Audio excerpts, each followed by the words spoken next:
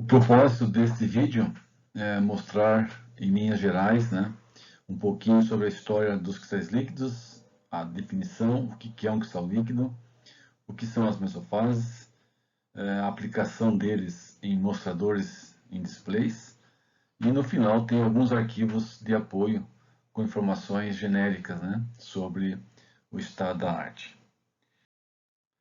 A história dos cristais líquidos ela é fantástica, porque ela mostra como que um tema importantíssimo do ponto de vista da ciência e da aplicação, ele teve diversas fases, desde o seu descobrimento, depois o seu esquecimento, depois o seu retorno triunfal, quando se descobriu que eles poderiam e foram utilizados em displays. Então, na verdade, é uma história interessante que mostra como que a curiosidade laboratorial, através da experimentação e da engenharia, nós podemos transformar isso em produtos comerciais. Essa é, na verdade, a história dos cristais líquidos. Boa parte do material vocês podem ter acesso nesse link que está aqui embaixo do vídeo. O link pertence ao Instituto dos Engenheiros Elétricos e Eletrônicos dos Estados Unidos. Então tem muita informação lá que vocês podem utilizar, e tem muita informação também do ponto de vista de produtos eletrônicos, não só a base de cristal líquido. Os cristais líquidos eles são divididos em dois grandes grupos, os liotrópicos e os termotrópicos. Os liotrópicos são aqueles que dependem da presença de um solvente. Então, se pega, por exemplo, um anfifílico, dissolve num solvente, faz uma mistura binária ou eventualmente ternária e estuda o comportamento desse material do ponto de vista de ter ou não a presença desta característica de ser fluido e ao mesmo tempo ter alguma birrefringência. Os termotrópicos, que é o nosso tópico de interesse neste vídeo, são aqueles materiais sólidos que, ao aquecer, eles se transformam da fase cristalina para uma fase intermediária, chamada de mesofase, e depois passam para a fase líquida. Então, o Reinitzer foi o primeiro que isolou e estudou esses compostos, chamados agora de termotrópicos, a partir do isolamento do benzoato de colesterol. Então, o que ele observou ao fundir o material usando microscopia de luz polarizada? Então, primeiro, que tem essa característica, o material quando fundido e dentro daquela faixa de temperatura, então para o benzoato de colesterol, ele funde em 145 e passa para a fase líquida em 179, então nessa faixa de 145 a 179, o material se apresenta líquido, porém com uma característica, ele não é totalmente transparente, ele tem uma opalescência, então a olho nu, assim nós enxergamos um cristal líquido, naquela faixa de temperatura. Quando a amostra ultrapassa o valor de 179, que é o ponto do isotrópico, aí o material fica completamente isotrópico. Então aqui é a fase líquida, essa é a mesofase, a fase intermediária, e aqui não aparece o sólido, que nós conhecemos como é que é um sólido. Então o Reinitzer foi o primeiro a contribuir nessa área do conhecimento, nessa área de cristal líquido. A sequência do aspecto histórico é a contribuição do Lyman, um físico que estudou esses compostos, e daí vem o nome então de cristal líquido. Então, o Otto Lyman, o que ele fez? Ele, na verdade, ele lançou os fundamentos dessa nova ciência, dessa matéria que, ao ser aquecida, ela se transforma numa fase fluida, mas ao mesmo tempo com a birrefringência. Então, a partir desta observação, aí vem o nome, os cristais que fluem. Na verdade, são cristais líquidos. E o que é mais importante, a partir do uso, digamos, da técnica de luz polarizada, nós podemos observar então que a faixa de mesofase, né, a faixa na qual o material coexiste com as duas fases sólida e líquida, essa faixa ela refrata a luz polarizada. Então, esta é uma característica de materiais anisotrópicos. Então, a anisotropia, né, do material na fase sólida ou na fase, essa fase líquida, né, ela é observada a partir do uso, né, de polarizadores. Tá? Não apenas, né, materiais que os cientistas produzem, né, são cristais líquidos, né? Existem muitos outros na própria natureza, né? Então, se nós olharmos em plantas, se nós olharmos no corpo humano, nós temos vários exemplos, né? Vários exemplos de materiais que mostram o comportamento de cristal líquido, né? Então, por exemplo, em besouros, em moléculas de DNA, no sangue humano, na celulose, e mesmo, por exemplo, aqui ele menciona, né, no limo de lesma. Então, são materiais produzidos que têm essa propriedade de refratar a luz numa faixa intermediária entre o sólido e o líquido. Né? Nós temos, por exemplo, hoje, né, na nossa sociedade, fibras que também são cristais líquidos, que muitas vezes passam despercebidos, como, por exemplo, o Kevlar. Né? O Kevlar é uma fibra poderosa, extremamente resistente, né? Que é um cristal líquido. Né? O Vectra é um outro exemplo. Né? E essas moléculas elas vão se arranjar em certas formas, certas estruturas. E daí vem o nome de cristais líquidos, que nesse caso aqui é chamado de colestérico, nemático, ismético e assim por diante. Okay? Bom, do ponto de vista assim, da história, né, nós temos que mencionar um pesquisador chamado Daniel Volander, né, e ele foi um dos caras que no início, né, entre o final do século XIX e o início do século XX, um dos caras que mais produziu, né, que mais sintetizou compostos orgânicos. Né. Então, apenas uma menção à sua importância nessa área de cristais líquidos termotrópicos. Então, aqui são dois gráficos, duas figuras que mostram a contribuição dele, né, na época e os compostos que foram produzidos com esse propósito.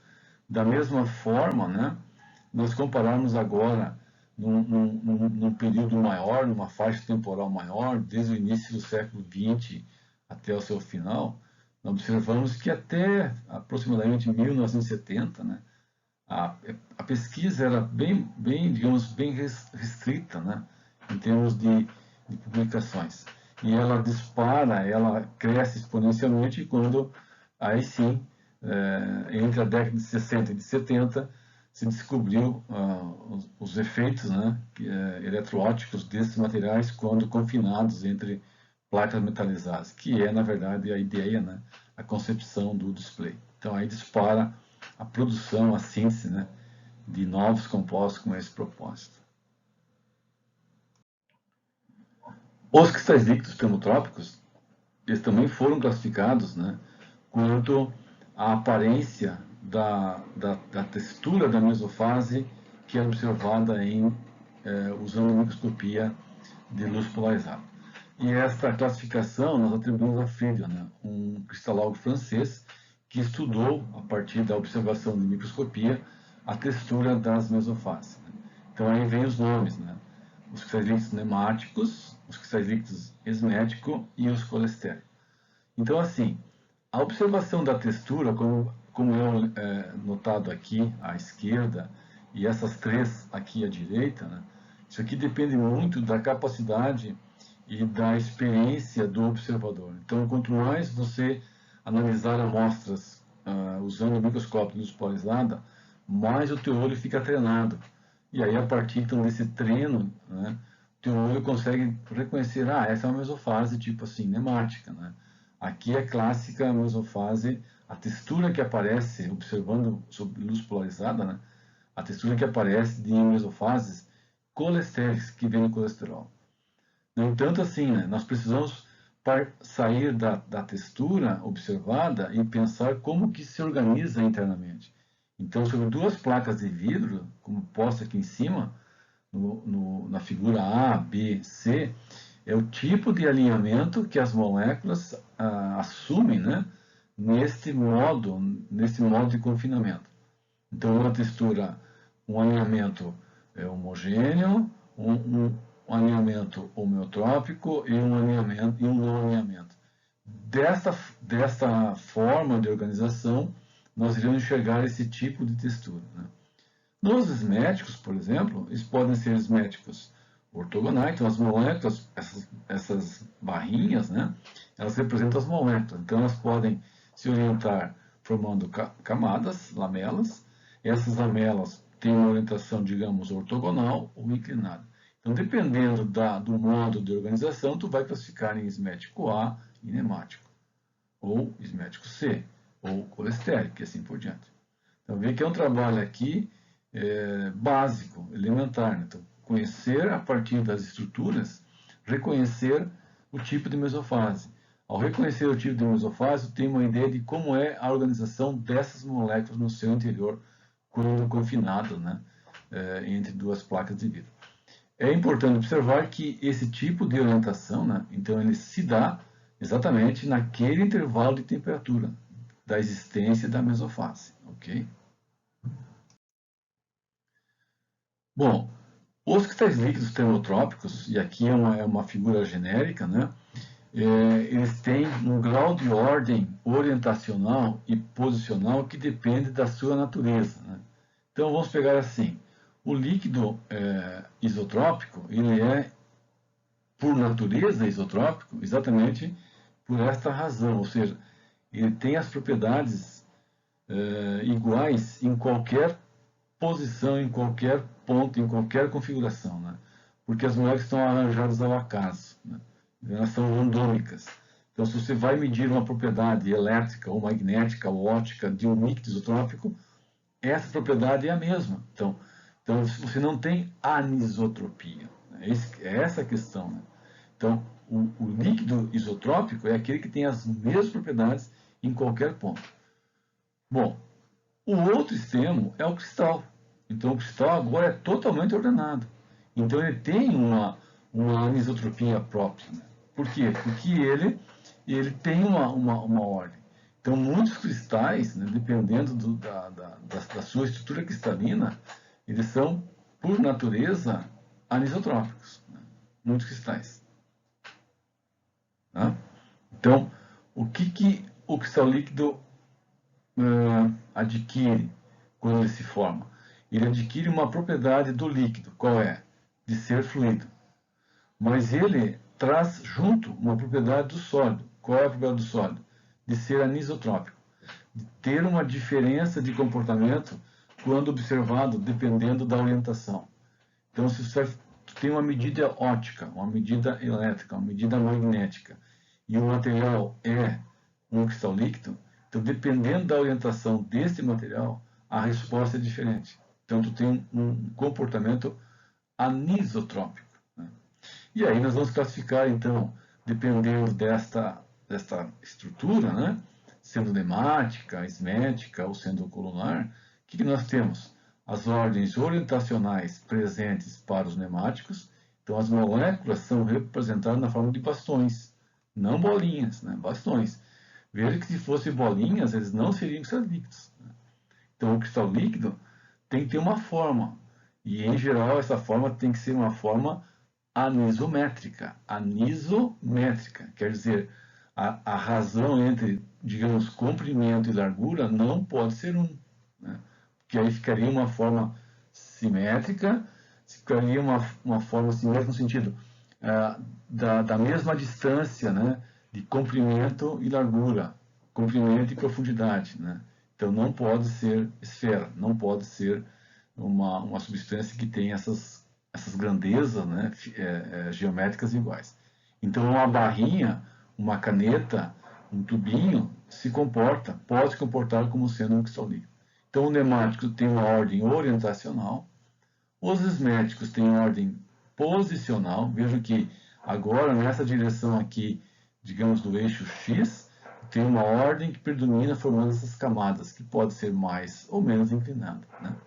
Os colunares aí são ordem 2D, então tem as colunas, as moléculas têm uma outra forma de disco, e esses discos, né, irão se empilhar formando as colunas. e uma coluna em relação à outra vai formar uma estrutura maior, que é uma estrutura hexagonal colunar. Então, dependendo desta ordem, tu pode ter cristais líquidos nemáticos, esmético, colunares e assim por diante, ok? Não é uma tarefa tão simples, né? Compreender e estudar essas mesofases termotrópicas, as esméticas, as nemáticas, as discóticas, né? E por que não é tão fácil?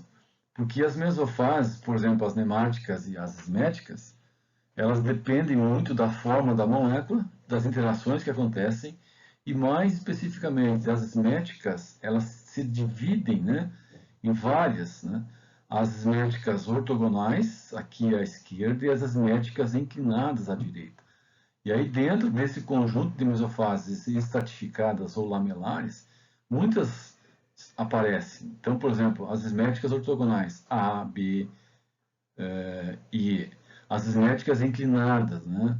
A C, a F, a I, a G, a J, o H, o K. E aí, dependendo da informação que você tem, você pode, digamos, atribuir o tipo a textura com o tipo de mesofase. Só que a atribuição, muitas vezes, ela pode levar a um equívoco. Então, é preciso combinar diferentes técnicas, né? Nós temos a microscopia óptica, depois nós vamos ter o DSC, depois nós temos o raio-x, né? Então, porque a partir do raio-x é possível, então, elucidar que tipo de mesofase nós estamos trabalhando. Veja que, por exemplo, nesse retângulo aqui em destaque, nós temos mesofases com um grau de ordem muito, muito grande, né? Então é como se fosse quase um cristal, mas não é cristal, tá? Então, os cristais líquidos, eles têm um parâmetro de ordem. Dependendo desse parâmetro de ordem, você vai classificar eles nas respectivas mesofases. Um parâmetro de ordem, matematicamente, é essa expressão aqui. É o S, 1 meio de 3 cosseno de θ ao quadrado menos 1.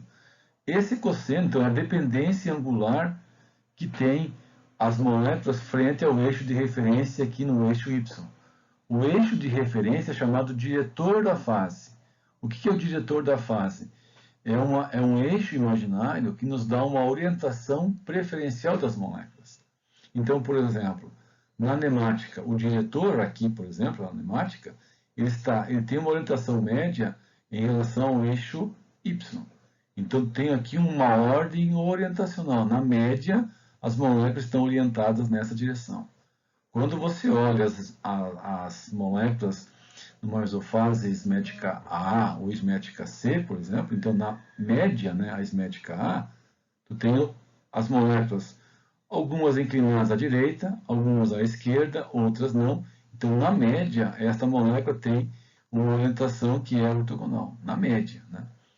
No outro exemplo, que é a inclinada esmética C, então o diretor da fase está inclinado em relação a este eixo de referência que aqui é mostrado no parâmetro. Então, essa inclinação é medida, então tu tem uma dependência da inclinação. Tá? Então, nós temos na literatura muitos compostos em que eles apresentam todas, não todos ao mesmo tempo, mas tem compostos que apresentam esmética C, esmética F, esmética I, esmética B e assim por diante. Tá? Então, vê que é um trabalho bastante minucioso e cuidadoso de quem trabalha nessa área de cristal líquido, que é analisar, que é entender, que é caracterizar e atribuir, né, corretamente uma textura a uma mesofase específica. Tá?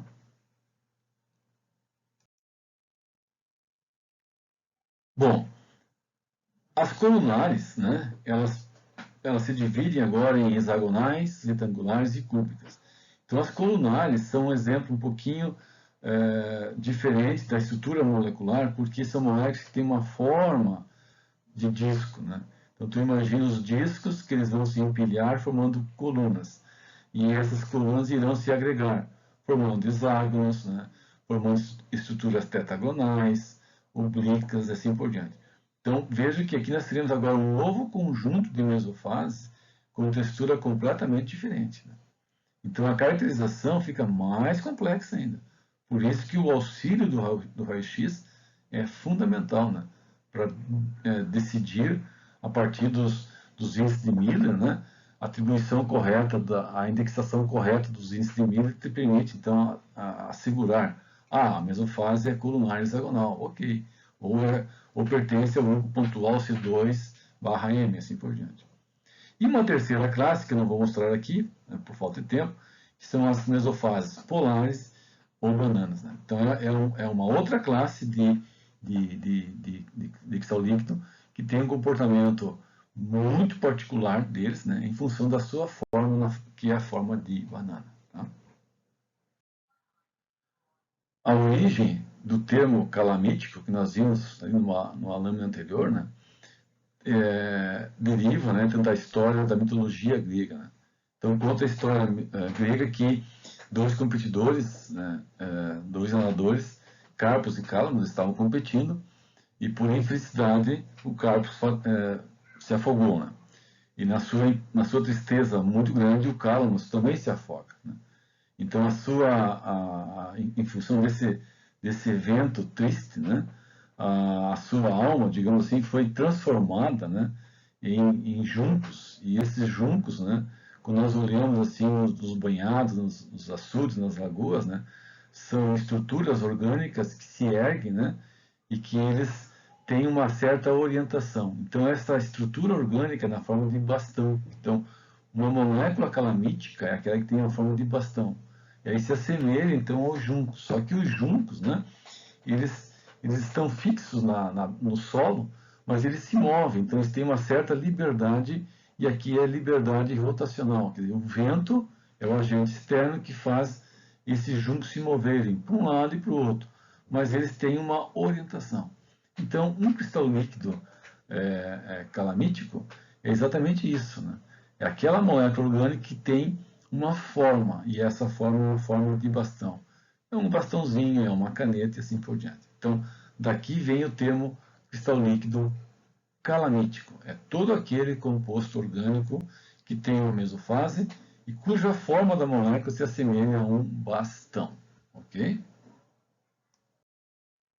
Então, como ciência, né, os cristais líquidos ficaram no anonimato, né, até o início, até o final da primeira metade do século XX. Né? E aí, em 1949, então, o Sanger propõe a sua teoria que explica a transição do nemático para o isotrópico ou do isotrópico para o nemático. O que é essa teoria, resumidamente? É você explicar, por exemplo, as duas figuras aqui. Tu tem um cruzamento numa cidade do Japão com pessoas, né? É um aglomerado? É um caos? Sim. As pessoas estão randômicas? Sim. Mas elas conseguem cruzar, né, de um ponto para o outro, atravessar, se direcionar de um lado para o outro. Entretanto, se você muda a grandeza desses objetos para carros, caminhões, o que acontece? É o caos completo. E aí, dificilmente ou muito lentamente, essas partículas maiores conseguem se deslocar de um lado para o outro. É exatamente isso e a transição do isotrópico para o nemático. Porque é assim, porque lembra, as moléculas na mesofase nemática, né, então elas têm uma forma. Qual é a forma? É a forma de um bastão. Então considere que cada carro aqui, cada carrinho representa um bastãozinho. E se esses bastões não têm orientação, você não consegue transitar de um lado para o outro. Né? Então, o que tem que acontecer aqui? Tu tem que, de alguma forma, imaginar que as partículas irão interagir de tal maneira que a interação entre elas minimize o volume excluído ou que maximize o volume livre, o volume disponível. Né? E foi isso que o Sanger propôs, né?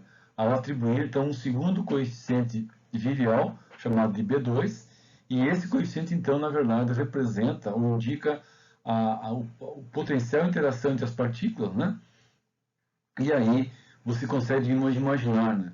Por que moléculas, partículas pequenas conseguem, mesmo no local, transitar de um lado para o outro, enquanto que partículas de um tamanho já razoável, que são partículas anisotrópicas, né?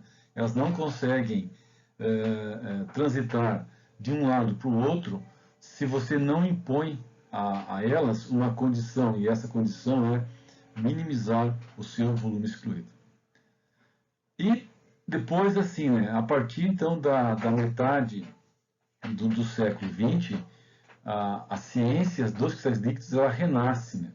E ela renasce basicamente pelo surgimento, né, de um sisteminha chamado de um display, né, em que através do uso de cristais líquidos, né, esses displays eles são utilizados então aí em calculadoras. Lembra das calculadoras Casio, dos relógios, né?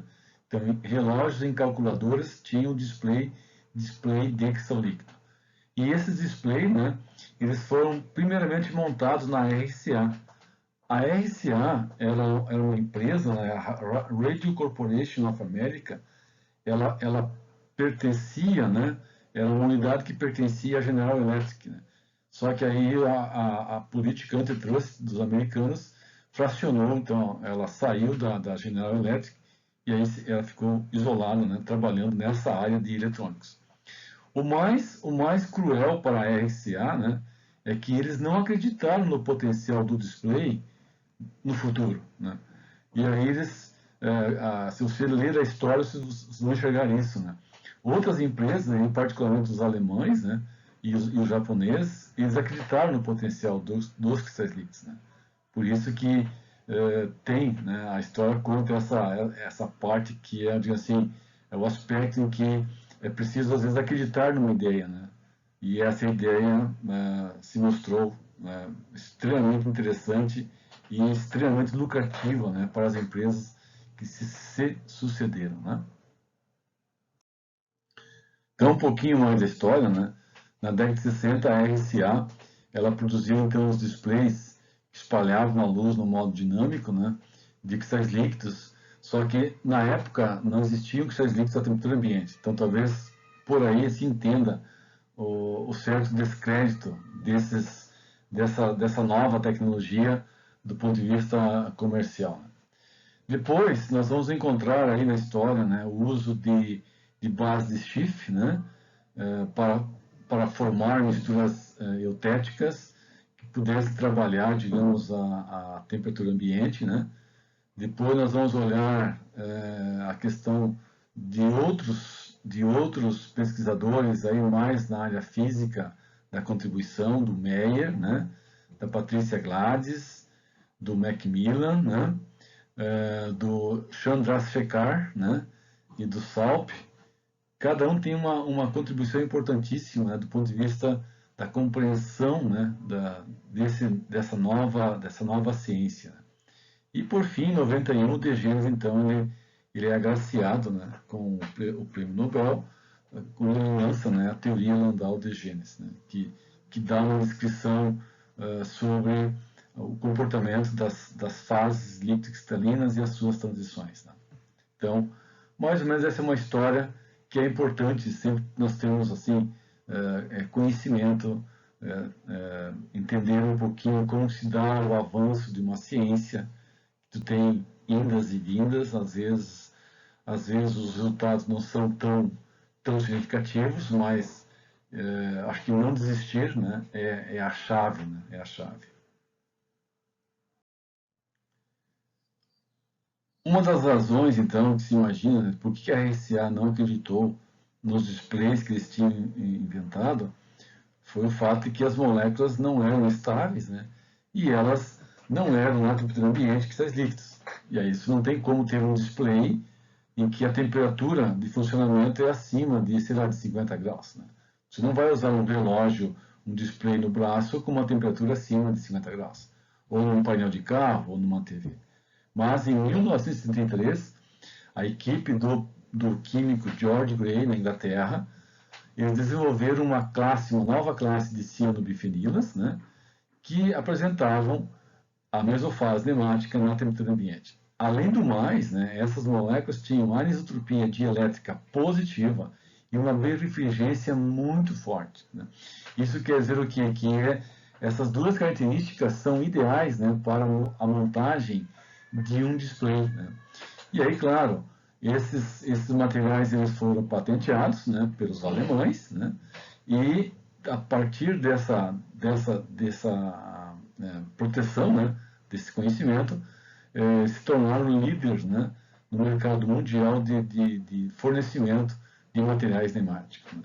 A patente ela expirou em 1993, no entanto, essas companhias continuam fornecendo, né, uma quantidade enorme de material líquido cristalino à base de cianobifenilas. Né. São misturas, só que essas misturas elas têm as propriedades, né, que a indústria deseja. Né. Um outro evento importantíssimo foi em 1998, né, quando o Noel ele propõe então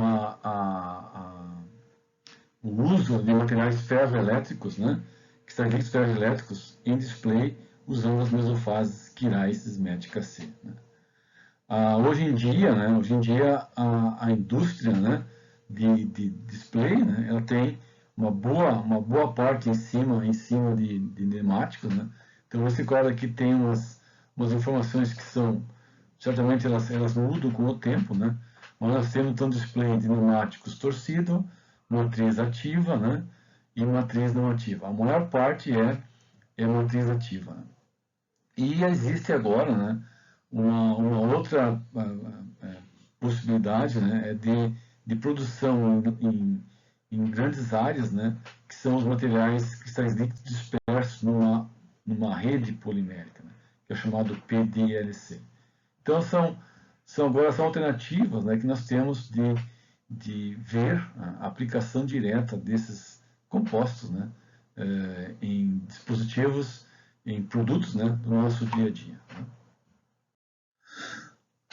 Ok, então assim, aqui tem algumas questões, né, que são interessantes do ponto de vista da história, né, mas o mais interessante nesta área de cristal líquido é responder, né, por que eles são tão úteis, né? Então, basicamente, são três propriedades. E essas três propriedades dependem exclusivamente da sua anisotropia. E aí a anisotropia, relembrando, né, a forma de um cristalito calamítico é a forma de um bastão. Então, tu tem uma polarização molecular nesse bastão que é diferente. Tu tem uma molécula que tem uma forma de bastão, só que daí o que acontece?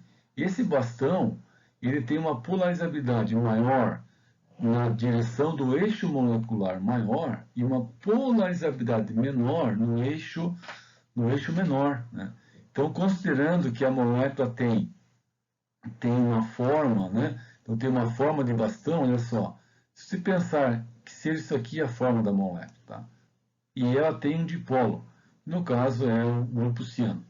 Então, a polarizabilidade na direção do eixo maior não é igual do eixo menor. Então, naturalmente, tu tem aqui uma diferença de distribuição eletrônica. E é isso que vai originar a anisotropia, seja ela elétrica, magnética ou mecânica, né? Então, óptica, elétrica, magnética e eventualmente mecânica. Então, o que acontece? A partir dessa diferença de distribuição das polarizações moleculares, nós teremos três efeitos. O primeiro que está aqui, né, é a interação com a luz polarizada. Então, quando a luz polarizada encontra uma molécula que tem essa forma, como é que ela interage? Ela pode interagir seguindo a orientação do eixo molecular maior ou perpendicular a ela. Então, aqui tu vai originar dois índices de refração. Um que é paralelo ao eixo molecular maior, que é o próprio diretor da fase, e um que é ortogonal. Então, eles serão diferentes. E isso que dará, né? Então, a anisotropia óptica é a diferença nos índices de refração do paralelo e do perpendicular. Então, tu tem uma diferença de valores. Tá?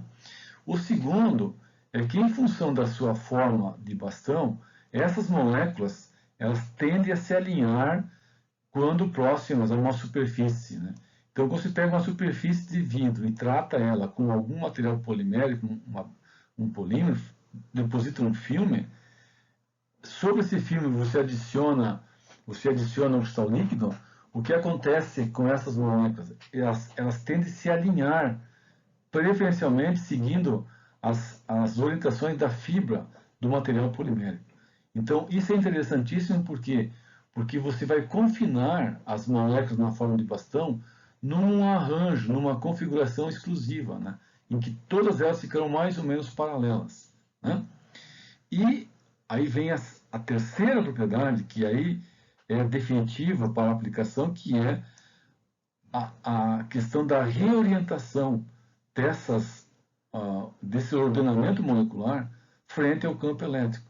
Então, tu vai ter constantes dielétricas agora, diferentes no modo paralelo e no modo perpendicular.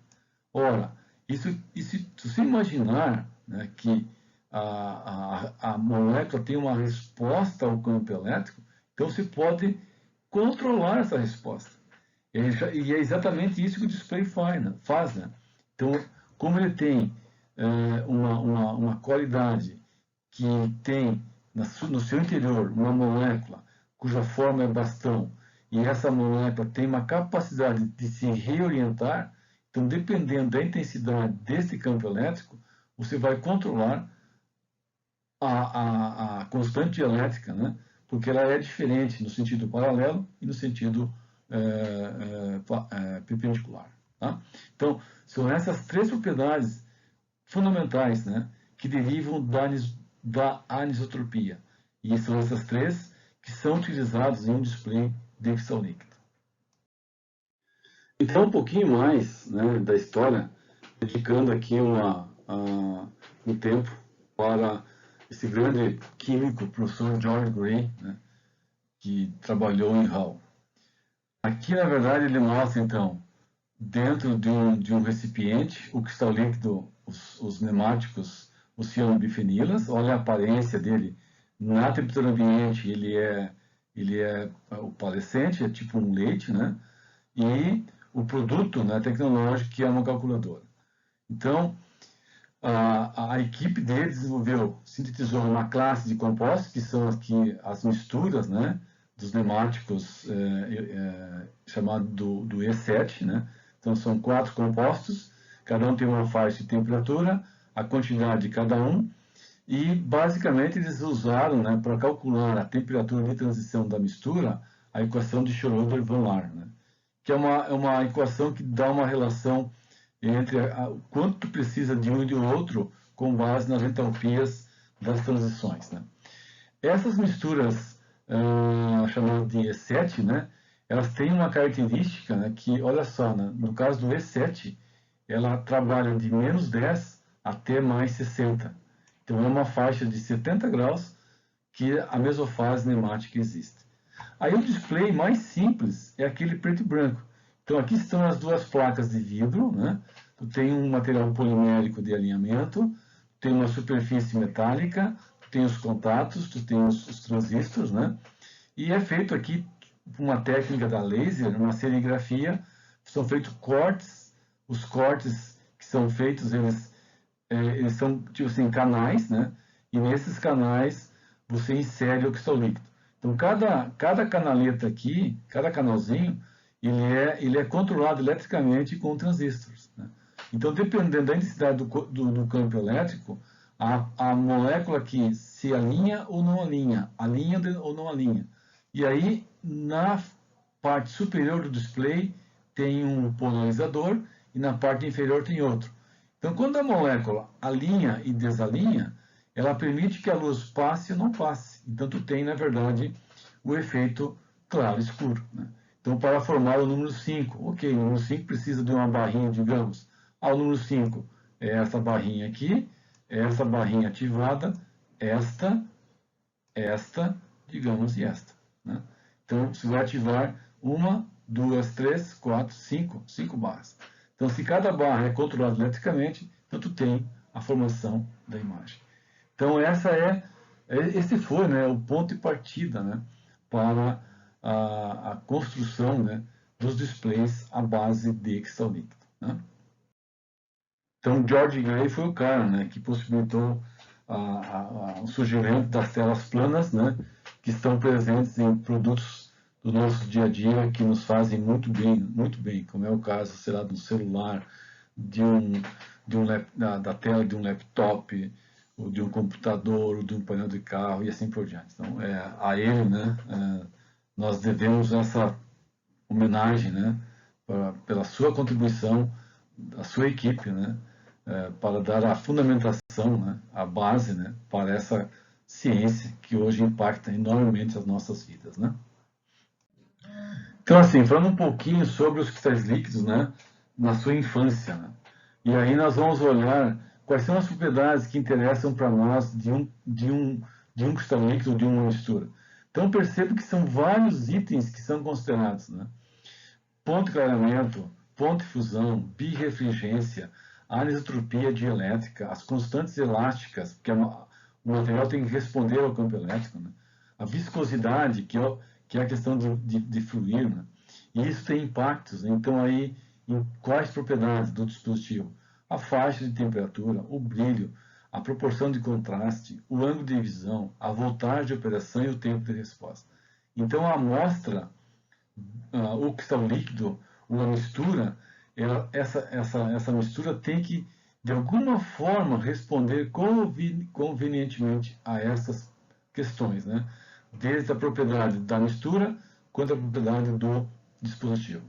Então, na época, quais eram os compostos mais utilizados, quais eram os conectores mais utilizados nos cristais líquidos da época, né?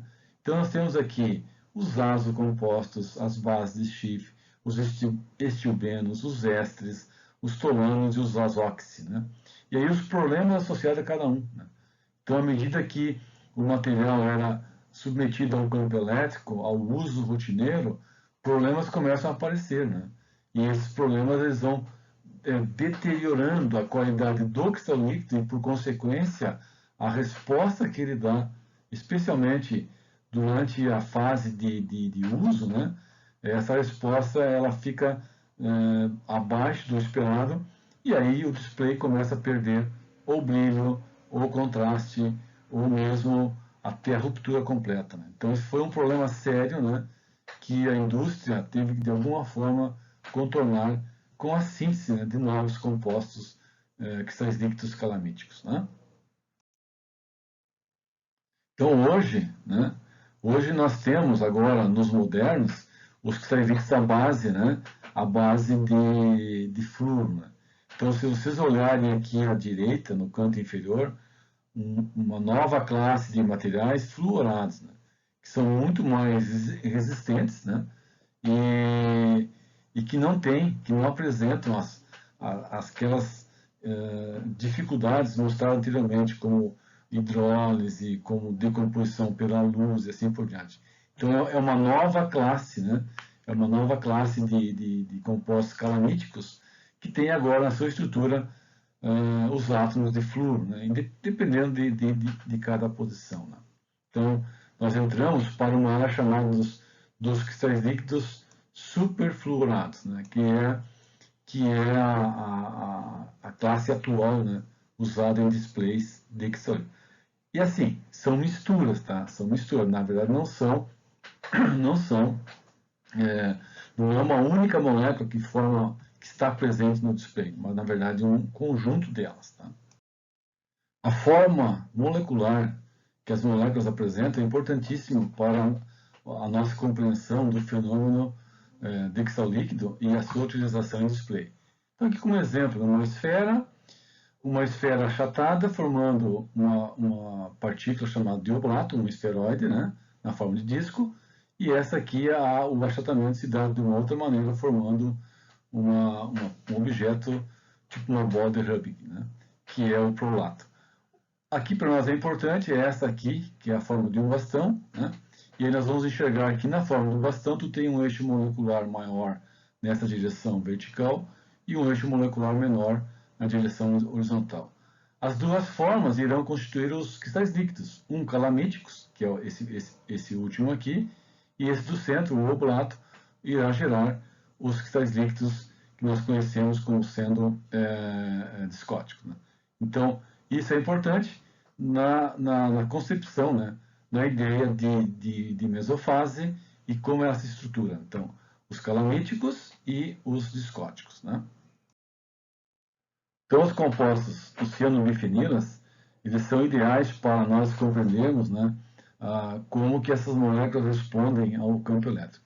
Então, olhando a forma delas, né, elas são na forma de bastão, tem um dipolo aqui, e esse dipolo do grupo nitrilo está orientado segundo um eixo molecular maior. Então, se nós medirmos a anisotropia elétrica, ou magnética, ou óptica dessa molécula, ela será diferente. Então, no eixo paralelo ao eixo molecular, ela é maior, e no eixo perpendicular, ela é menor. Por que assim? Porque, na verdade, a esfera ela é isotrópica. Quando você comprime, quando você deforma a esfera, criando uma partícula como essa aqui do cianobifenila, então a forma prolato indica isso, né? Dois índices de refração diferentes, né? E esses dois índices, um é maior no eixo molecular maior e é menor no eixo molecular perpendicular, né? Então esse, na verdade, ele é uniaxial, né? Tu tem um único eixo óptico. Quando a molécula, por exemplo, tem no seu interior um dipolo, tipo uma carbonila, no interior dela, né? Então ela pode ser biaxial. Aí serão dois eixos ópticos. Por quê? Porque tu tem ainda um eixo molecular maior, então tu tem uma densidade de polarização no eixo molecular maior, mas também tem agora um dipolo, digamos, associado à carbonila de um éster, que é perpendicular. Então tu tem dois eixos ópticos. E aí tu chama ele de biaxial. Quando é um só, é uniaxial. Então, assim, a deformação da esfera para esta forma esferoidal, que é chamada de prolato, é esta propriedade aqui que interessa para nós, né, nas moléculas que são usadas em ilustradores, né? É controlar essa birrefringência. Como é que se faz o controle? Pela variação do campo elétrico. Então, quando o campo elétrico é aplicado, o que a molécula faz? Ela vai responder à ação desse campo. E essa resposta é uma reorientação. E por que ela se reorienta? Porque ela tem, no eixo molecular maior, um dipolo. E esse dipolo é associado ao grupo nitrilo. Ok? Bom, aqui é um exemplo bem simples, né, de como nós podemos enxergar, né, essas interações na fase condensada. É uma camiseta, né, que é vendida na Daft, né, que mostra uns símbolos. Esses símbolos, na verdade, parecem ser, sei lá, sapinhos, alguma coisa assim, e eles têm uma orientação uma oposta à outra, que é exatamente o que acontece nos cristais líquidos que contêm os grupos, as moléculas cianobifenilas. Então, o dipolo de uma molécula aponta numa direção, o dipolo da outra aponta na direção oposta. Então, a molécula tem um dipolo. Quando você tem duas moléculas associadas, vizinhas, né, vai formar uma interação quadrupolar, né? Então, são duas moléculas com orientações opostas. E observe que nessa figura aqui, todas elas, apesar de ter uma orientação para cima ou para baixo, elas têm, no sentido vertical, uma direção preferencial. Então, tu tem uma orientação preferencial. Elas são ordenadas, né? Ao mesmo tempo, elas têm uma ordenação também em camadas.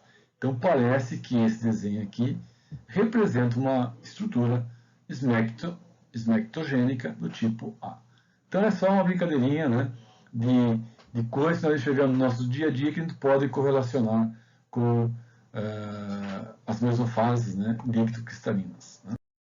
Então, a origem do funcionamento de um mostrador de cristal líquido ele foi descoberto muito antes da invenção do próprio display, que foi em 1932, né, por um físico russo, o Frederiks, né? O que ele observou? Né? Que sob a ação de um campo elétrico, moléculas dipolares ou dipolos tendem a se reorientar frente a esse campo. Então, se você tem agora uma reorientação das moléculas, em que elas tendem, segundo o campo elétrico, a orientar o polo positivo com o polo negativo, então esse efeito se pode controlar. Essa reorientação ela pode ser controlada eletricamente. Então, quanto maior é a intensidade do campo, maior é a orientação. E, por consequência, você vai controlar a birrefringência, que é isso que importa, né? É isso que importa para o funcionamento do display. que é o contraste, né, entre um estado e outro. Nos displays mais antigos, no preto e branco, você controlava apenas a formação da imagem ficar preta ou branca, preto e branco. Então, na verdade, era a intensidade do campo elétrico que faz com que as moléculas girem, e ao girar permite que a luz passe mais ou passe menos. Então, tu tem o contraste claro e escuro. Tá? Nos displays modernos, em que nós temos a formação da imagem colorida, né? Então, o que acontece quando a indústria constrói, né, o display? Então, assim, nós temos as duas placas de vidro, esta aqui mostrada com a orientação da base polimérica horizontal. Então, na superfície de vidro é depositado um polímero, e esse polímero tem um alinhamento, nesse caso aqui, horizontal. E depois, a segunda placa, que está aqui mostrada com a orientação do polímero na vertical. Na verdade, a orientação do polímero é a mesma. O que se faz é uma orientação a 90 graus. Então, é um display torcido, é pneumático torcido, né? Aí, entre as duas placas de vidro, nós temos os polarizadores, né? E também aqui é colocado os filtros de cores. Então, tu tem as três cores, e cada filtro que é colocado tem um transistor que controla a intensidade de luz. Entre essas duas placas, aí aparece o cristal líquido. Então, percebam assim, né, que a deposição das moléculas de cristal líquido na forma de bastãozinho, essa forma de bastão permite que, por uma condição de contorno, por uma questão de superfície, né, as moléculas tendem a seguir um alinhamento do material polimérico que está na base do vidro. Então, na primeira placa de vidro, as moléculas estarão orientadas no sentido horizontal. Mas a segunda placa que está aqui, ela é torcida com relação à primeira a 90 graus. Então, as moléculas nessa placa aqui estarão orientadas no modo perpendicular. Então, se você agora enxerga, através de um eixo de referência, como que essas moléculas do cristal líquido se orientam frente às duas placas de vidro, ela tem uma torção. Por que isso é importante? Porque a luz, quando ela entra e ela é polarizada, a luz polarizada, na verdade, é a propagação num plano, e essa propagação, na verdade, ela descreve um movimento ondulatório e helicoidal. Então, quando a luz passa por uma estrutura que tem uma forma que descreve uma hélice, então é possível que a luz, ao entrar no polarizador paralelo e ao sair no perpendicular, ela sai porque exatamente ela encontra um meio na qual ela pode, né, seguir esse meio, e aí parte dessa luz passa. Então, o que faz o cristal líquido? Ele vai, na verdade, controlar quanto de luz irá passar através desse meio. Então, assim, no caso desse espaço. Então, se você tem um campo elétrico, a conexão nessa placa aqui e nessa placa do campo elétrico, a intensidade do campo elétrico faz com que as moléculas polarizadas se reorientem frente a esse campo elétrico. Então, percebe que essa parte escura, preta, representa a parte, digamos, positiva, né, das moléculas, e a outra parte negativa. O que é o campo elétrico? É a propagação de uma radiação eletromagnética oriundo dos elétrons. Então, as cargas positivas se orientarão a favor desse campo e a parte negativa contrária. Então, quando se liga o switch, quando se liga a tomadinha, o campo elétrico é acionado e essas moléculas tendem a se reorientar tentando seguir o campo elétrico. E o que vai acontecer? Elas se reorientam, e essa reorientação é o desfazer, é desconstruir essa estrutura helicoidal. E dessa forma, nós passamos por um estado ligado. Então, agora as moléculas estão orientadas, né, seguindo o campo elétrico. Então, o campo elétrico, ele sai daqui, da bateria, passa, e as moléculas do cristal líquido constituem o meio através do qual esse campo elétrico irá atravessar o meio. Então, o circuito está aberto, e agora as moléculas respondem ao campo elétrico de tal maneira que elas ficam paralelas, né, a esse campo elétrico. Ou, neste caso, nós não temos uma configuração helicoidal, e a luz agora não passa mais. Então, toda a luz polarizada que entra, que está paralela, ela continuará o seu caminho aqui paralelo, e quando chega nesse polarizador, ele está perpendicular. e aí nenhuma luz passa. Então, o que que faz, né?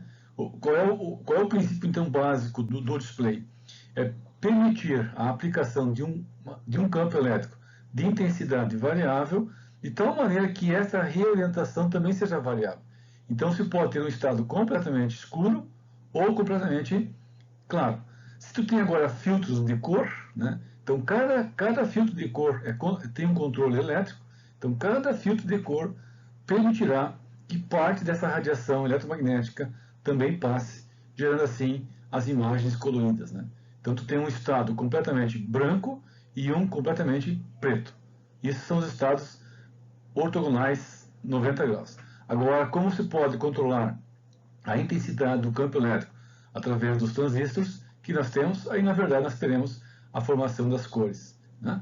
Então esse é o princípio básico, é uma construção, é uma arquitetura bastante complexa, mas é assim que funciona um display, né? Display, nesse caso aqui, é colorido, tá? Bom, imagine agora que se queira montar um display numa superfície muito maior. Então, por exemplo, em janelas, né? Então aí se pensou, né, o que se chama PDLC, que é o Polymer Dispersed Liquid Crystals, né? São sistemas agora de área superficial muito maior, na qual você pega um vidro, deposita um material polimérico, então uma matriz polimérica, nesse vidro. Esse material polimérico ele vai fornecer a matriz, né? E nessa matriz existirão, digamos, regiões, domínios, nas quais você pode inserir os cristais líquidos. E exatamente essa é a ideia. Então, se você imaginar duas superfícies de vidro, né, separadas com um espaçamento em que na parte superior do vidro e na inferior tem uma base polimérica, então no interior desse material polimérico existirão espaços vazios. O que faz? O que fez a indústria?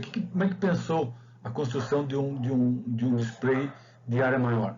É borrifar, né, nessa superfície rugosa polimérica gotículas de um cristal líquido.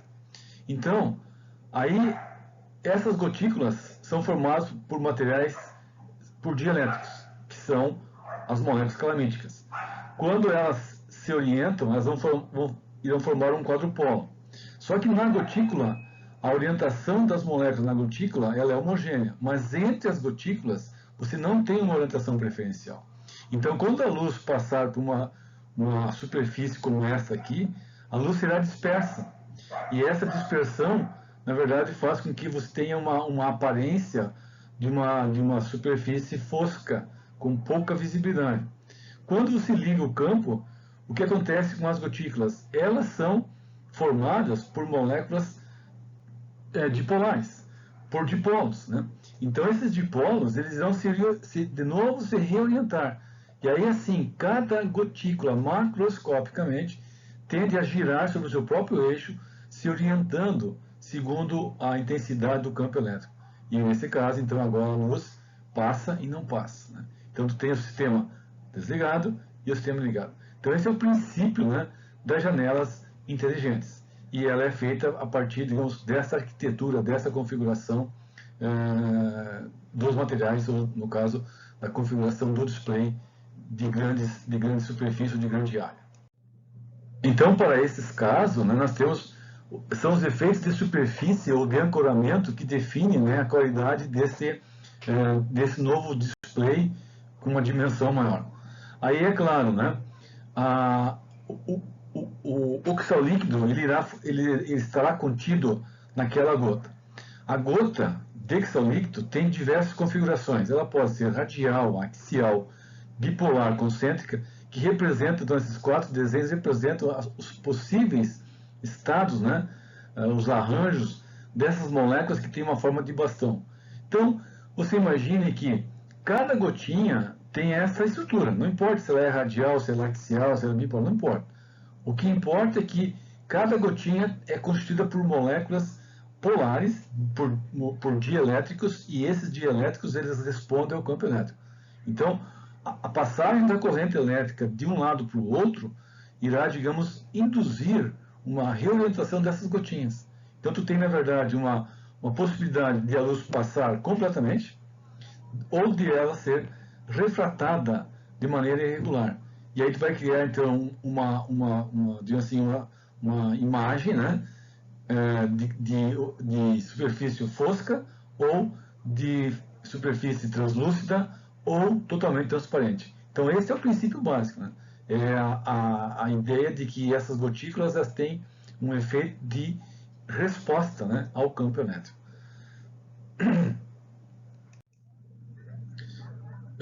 Esses materiais eles foram inicialmente propostos em 1983, né, na Universidade de Kent, né? Então tu tem a ideia das janelas transparentes, né? E tu tem aí uma proteção parcial, né, da imagem que é formada. Qual é o princípio? O controle elétrico da birrefringência na mesofase pneumática. Então as gotículas são formadas por cristais líquidos pneumáticos. A célula, né? Então são gotas de cristal líquido dispersas na matriz polimérica, sólida, isotrópica e transparente. Em geral, é uma resina de epóxi. Essa resina, ela terá, na verdade, ela será depositada e ela tem, na verdade, uma superfície bem irregular, né? Então terão, digamos assim, domínios em que você poderá ali depositar ou ali reter as gotículas do cristal líquido. O mostrador, em geral, é uma película, então de 25 microns, e a gota de mais ou menos 1 micron. Então esse é o esquema genérico. As duas placas de vidro metalizadas, a deposição do polímero e a inserção entre os dois materiais, as duas placas de vidro, a inserção das gotículas. Quando você alterar o campo elétrico, essas gotículas irão se reorientar mais ou menos intensamente. Então, aí tu vai ter uma birrefringência que está sendo controlada pela intensidade da corrente elétrica. Quer dizer, tu pode ter um estado completamente isotrópico, né, que aí você enxerga tudo, né, é isotrópico, ou um estado que não é nem isotrópico, mas nem é o sólido, que é, na verdade, o cristal líquido. Okay? Então, de uma maneira agora mais detalhada em cima, olhando para a gotícula, né, a luz quando ela incide, né, e ela encontra as gotículas orientadas ao acaso, o que acontece com essa luz? Ela incide nas gotículas e retorna. Então, a luz espalhada ela vai retornar em diferentes direções, né? Então, tu tem um estado opaco. Agora, se porventura você liga o campo elétrico e as moléculas dessas gotículas respondem a esse campo, por consequência, tem um efeito de torque e a gotícula rotaciona sobre o seu próprio eixo, tentando se reorientar em relação ao campo elétrico. Aí nós vamos olhar, né? Tu tem o índice de refração perpendicular e o índice de refração paralelo ao campo elétrico. Então é exatamente isso que faz com que nós tenhamos a orientação dessas gotículas frente ao campo elétrico. E se isso está acontecendo, a luz que vem, digamos, de uma fonte luminosa, tipo assim, a luz de fundo, o backlight, né? Essa luz de fundo, ela emite luz, a luz chega na superfície metálica, passa pelos polarizadores e aí incide nas gotículas. Como elas estão orientadas, tu tem um efeito transparente e aí você enxerga a imagem, né? Ou enxerga o objeto lá do outro lado. Tá? Uma outra ideia que é nova, né, é você usar a base de cristal líquido, né, e inserir entre esses cristais líquidos os corantes, né, para trabalhar durante o dia e durante a noite. Essa é uma tecnologia nova que é chamada de Microvision, né, e ela está sendo, digamos, desenvolvida. Aqui tem os links para quem tiver interesse, né, que é a ideia, então, de fazer um compósito de cristal líquido e de um corante, né? Então aí nós teríamos, na verdade, agora a ação da luz solar em cima do corante. Então o corante irá responder, né? ora digamos, emitindo luz, tendo uma fluorescência apropriada, né? E dependendo do estado, se é de dia ou de noite, esse corante deixa de atuar. Então tu vai ter estados escuro e estados opacos, ou estados brilhantes ou estados transparentes. Essa é uma ideia interessantíssima, né, da aplicação de cristal líquido combinado agora com corantes, né? E aqui um exemplo, né, de uma estrutura agora de uma janela transparente em que está sendo testada, né, isso na Inglaterra, em Cambridge, em que eles têm agora aqui o cristal líquido que está inserido entre as placas de vidro, ele é um ismético A, então ele tem um efeito eletroquímico, e esse efeito eletroquímico é uma resposta ao efeito elétrico. Então ele se reorienta e se desorienta dependendo da intensidade do campo. Então o protótipo prova exatamente isso. Campo ligado, campo desligado. Campo ligado, campo desligado.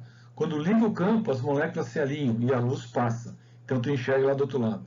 Desliga o campo, as moléculas se desalinham e formam uma estrutura menos homogênea, né?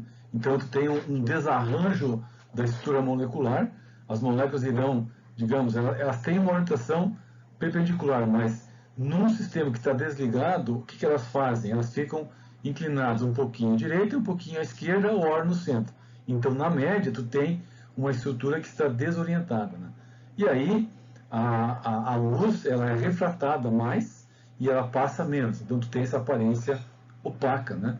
Para um display aqui formado por cristais líquidos do tipo ismético A. Tá?